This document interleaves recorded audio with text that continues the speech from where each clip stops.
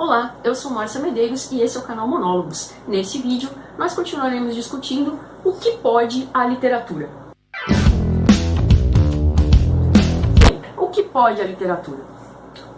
Voltando às máximas do Todorov no texto A Literatura em Perigo, nós podemos dizer que entre as coisas que a literatura pode, ela pode nos estender a mão quando nós estamos deprimidos. Ela pode nos aproximar uns dos outros enquanto seres humanos. Ela pode fazer com que nós sejamos capazes de compreender melhor o mundo e, ao articular essa rede de relações, ela nos ajuda a viver na medida em que ela vai revelando o mundo e nos transformando por dentro. Isso é uma questão importante e talvez seja uma das grandes potências do ato de ler. O ato de ler constrói sujeitos pensantes. Automaticamente, a pessoa que é capaz de refletir através do seu pensamento em relação à realidade que o cerca, não vai aceitar verdades prontas, porque a literatura é pensamento, a literatura é o conhecimento de mundo a partir de um prisma psicológico, a partir do prisma social, a partir do prisma cultural, histórico no qual nós vivemos.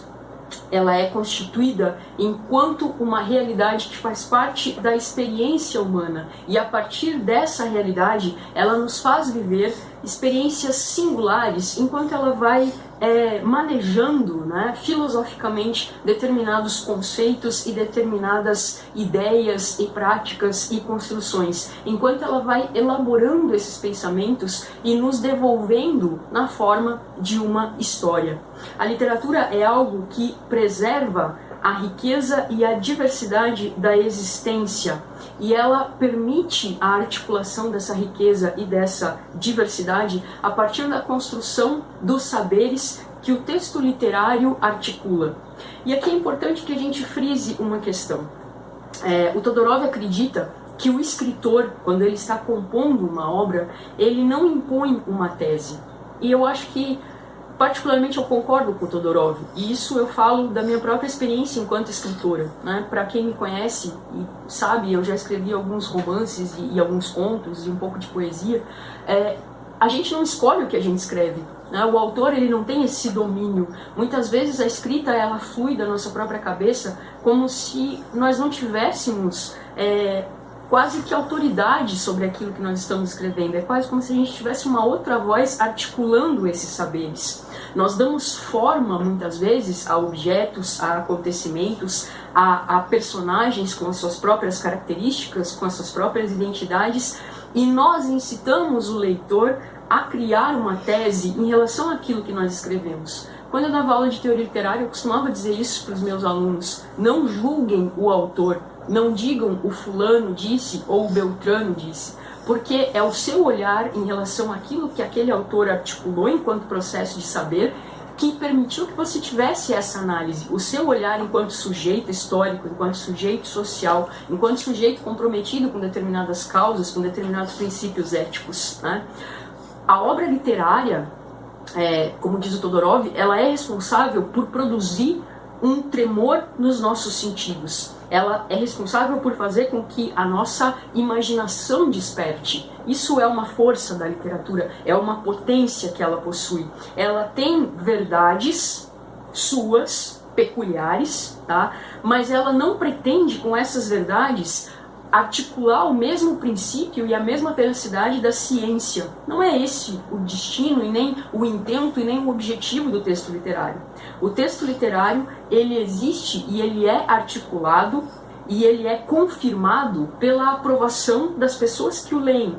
Sem o ser humano, a literatura não existe. E sem a literatura, o ser humano não existe. Essa articulação entre esses dois elementos é que faz com que o texto seja legitimado na sua essência e nós sejamos legitimados na nossa existência. Isso porque nós, enquanto pessoas, também somos sujeitos de discursos. Nós somos imersos nos discursos que formam os dogmas a partir dos quais nós nos constituímos enquanto pensantes, enquanto articuladores de uma determinada realidade. E a literatura, ela transmite um pouco isso, né? Ela pinça dos tempos históricos elementos e argumentações, clichês, vamos dizer assim, de determinadas épocas, que articulam determinadas ideias e que permitem que o texto literário seja, em alguns momentos, quase que um espelho de um texto histórico, quase que um espelho da realidade na qual ele está contido, por carregar em si muitos reflexos daquela realidade,